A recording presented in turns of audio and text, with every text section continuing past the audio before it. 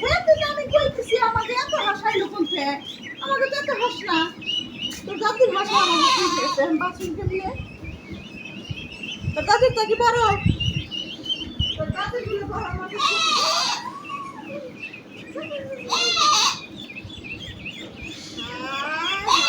কেমনে করে বাসু চলে না ওইগুলো আহ আহ আহ আহ তোর দাদির তো বড় বড় আমাকে তো ছোট ছোট একসাথে রাখা হাস বুঝছো আমাদের কতটুকু হয়ে রয়েছে আর ওগুলো বড় হয়ে গেছে